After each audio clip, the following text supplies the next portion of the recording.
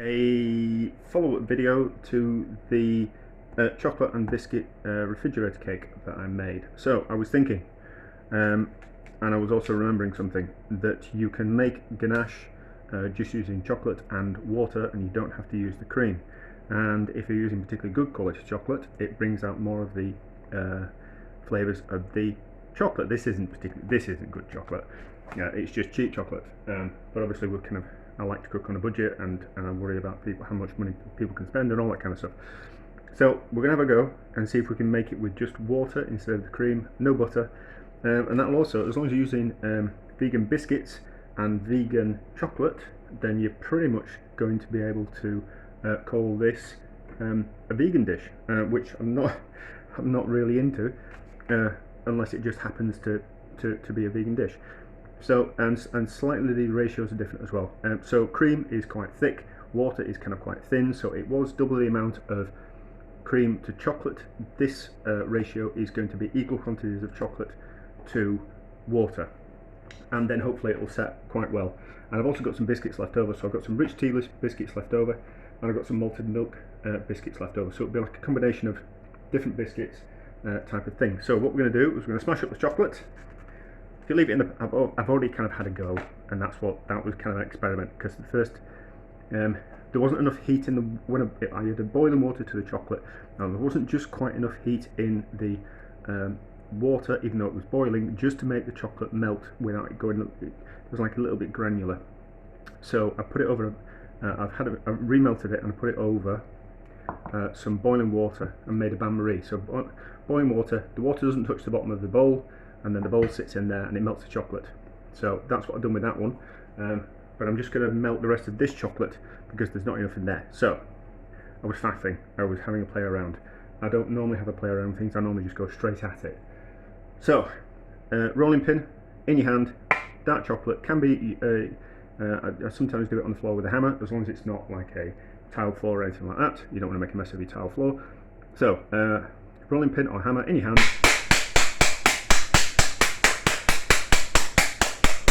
Slice the chocolate up, make it a bit smaller. This one I already opened because that was that. And there. Smash up that chocolate.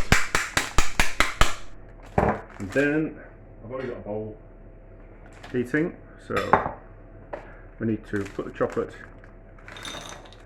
in the bowl like that. Oh shit, I've got some, yeah. I don't want to move the camera over to the stove because there's a few stains on it and I don't really want to have to clean it. So chocolate in the bowl like that. I will prove that I have got a pan of water on, so we'll just put that on the scales, and we need to know there was 150 grams of chocolate. Yes, 150 grams of chocolate, so we want 150 grams of water. Boiling, the kettle's just boiled, so, which is a cardinal sin. You really shouldn't be adding water to chocolate, but rules are there to be broken. Do you know what? If you can break a rule now and again, I think that's a good thing. I certainly don't like when people say there's rules and they don't know why we do things in a certain way. If they can't explain it to me and they don't know why, then therefore I always want to see if we can break that rule. So we'll just mix it here, and then we've got just a pan with some boiling water on, and we'll put it back on the stove just to make the chocolate completely mix in like that.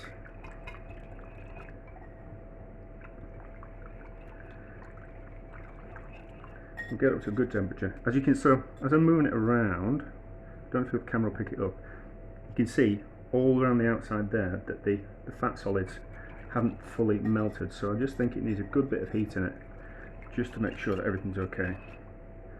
So that in there, that on the stove, that's going to fall out of the bowl, so that on the stove, give it a good heat, make sure everything's completely melted, and then we'll make it exactly the same way as the other one. So that seems fine. I'll use a spoon. I won't dip my finger in. That's alright. If you want, if you ever want to make a chocolate sauce, that's how you make chocolate sauce with chocolate. If you just want to make a chocolate sauce with just chocolate instead of cocoa and all that kind of stuff, it's equal quantities of chocolate and water, and you make that lovely chocolate sauce. Put on ice cream, very nice. As you can see, it's done a better job. It's done a better job of melting. You can't really see because I'm going to light it higher. But it's done a better job of melting, so that should be fine. So we'll pause and we'll come back when the ganache, the water chocolate ganache, is ready. So I was thinking about it while the chocolate on the stove is melting, and because I'm using 200 grams of chocolate and 200 grams of water, there's 150 grams of biscuits. There's probably going to be too much to go in this container, and I don't kind of want to waste the chocolate. Well, to be honest, if there's any chocolate left over, I'll eat it, and and so I've got to stop myself from doing things like that, because I just make a complete glutton of myself, because I make a glutton of myself most of the time.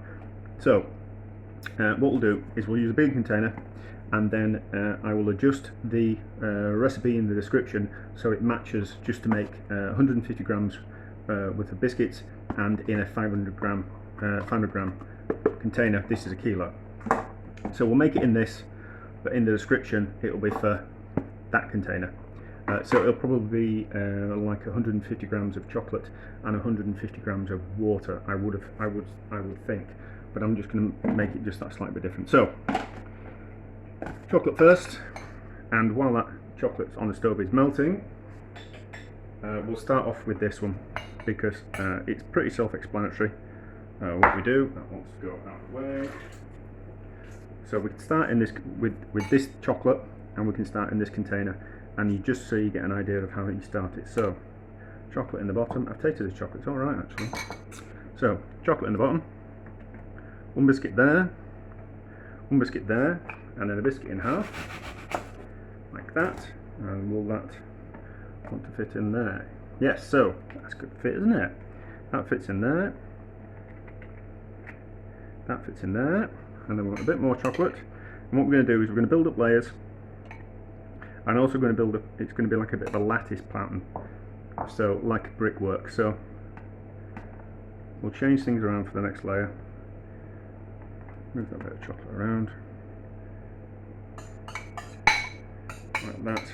I'll just do it quickly so you can get an idea of what I want to do, but I want all lines to be broken. So the next lot of biscuits, we'll put one there, and we'll put half a biscuit on that side, because there was a whole biscuit there, so we'll put half a biscuit there on that side, and then we'll put a whole biscuit on top of that half there, and then we'll put that biscuit there.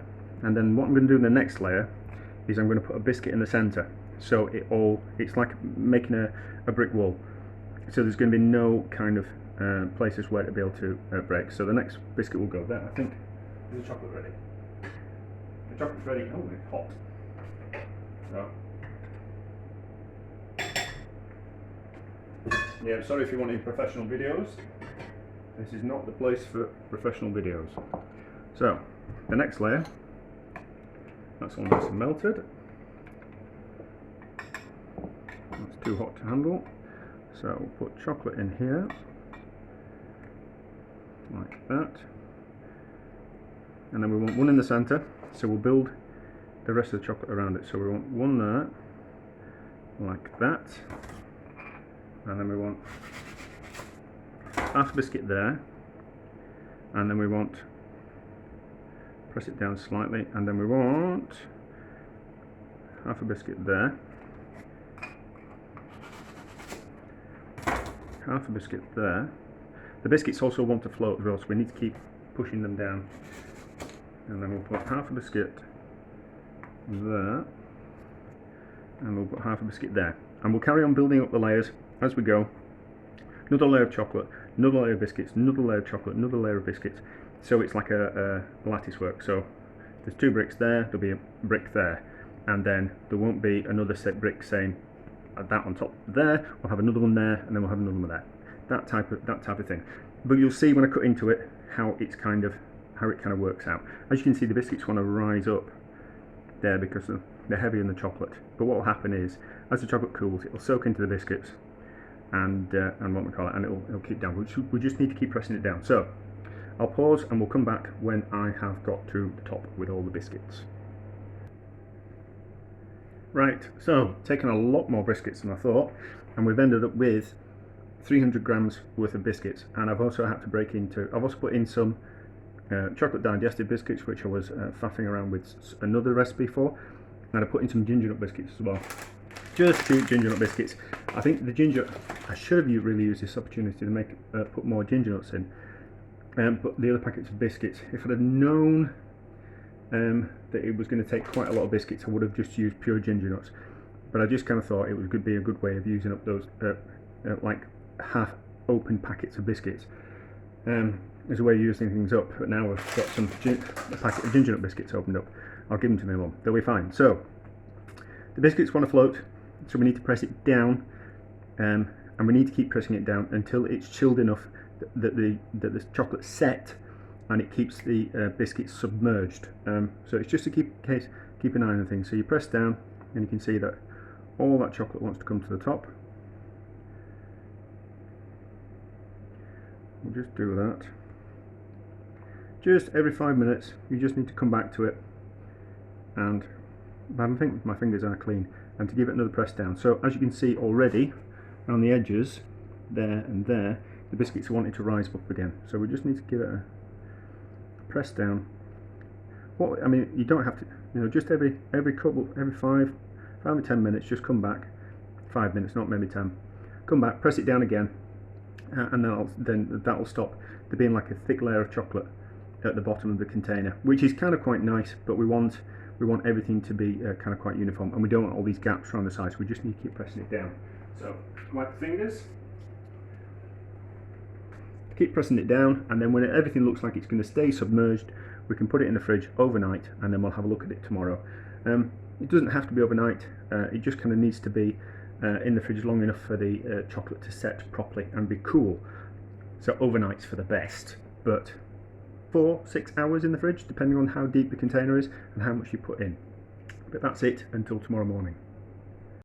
So it's been in the fridge overnight and it's set nicely. So container of warm water just to melt the outside of the chocolate, and it'll come out of the container a lot easier. Just warm water, doesn't need to be too hot or anything, and it should just flip out of the container. Fingers crossed. We'll see. Just need to look at when the outside looks a little bit melted. There we go, that's fine. It should just slip out the container, and then we'll give it a carve with a knife, and we'll see how we go. See how it looks. Oh, slightly chocolate's wanted to stick in the bottom of the container, but that's not too much of a problem. And then we'll give it a slice. So warm water with a knife in it, and then that just heats up the knife, and it'll just mean it'll be able to cut through the chocolate just that easier. So we'll just take off the end there, and then we'll have a look at it. Still kind of quite firm, but there we go. Yeah, so it's okay. It's probably needed more chocolate in than that, so probably pressed it down a little bit too much, but you get the idea. We'll give it a taste. Get the outside, which means it kind of looks nice and chocolatey.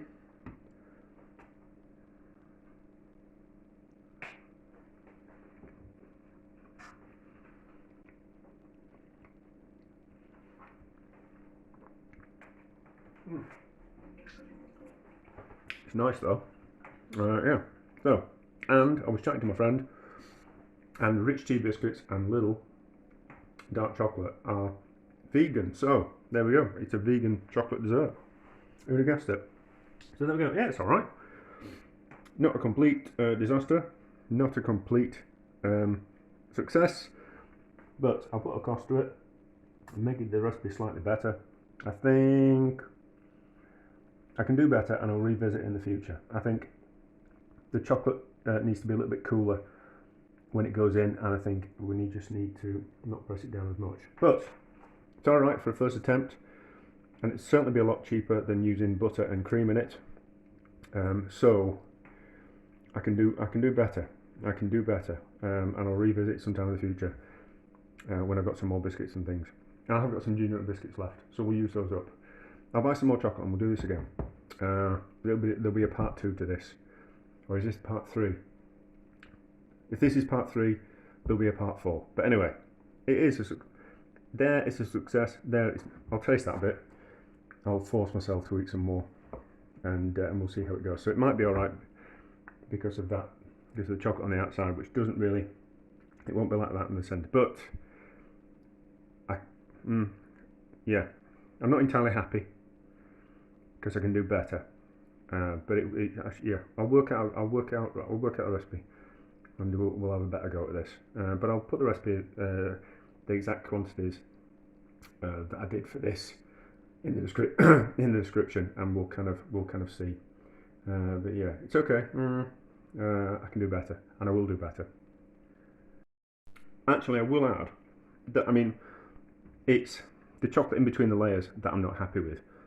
Taste-wise, it's really nice, and you wouldn't tell necessarily that there wasn't any cream or butter in there, that it was just chocolate and water and biscuits. You'd never ever guess that, and it actually tastes really well. So from that point of view, I'm extremely happy with it. I'm just not happy with how it looks, and that's what I'm kicking myself about, just how it looks. I think I can do better. If it had been more chocolatey in between the gaps, I would have been happier with that, and that's the only thing I'm disappointed with aesthetically. Taste-wise, it's delicious. Rich, chocolatey, nice. You'd never guess that it was chocolate water and biscuits, like I just said, because I'm repeating myself. So from that point of view, I'm extremely happy with it. I just think I can do slightly better with the way it looks. So that's it. Not a complete disaster, and I shouldn't beat myself up too much about it. But yeah, it's okay. It's not a complete disaster that I made out in that few seconds ago. But I will revisit this and I'll make it better.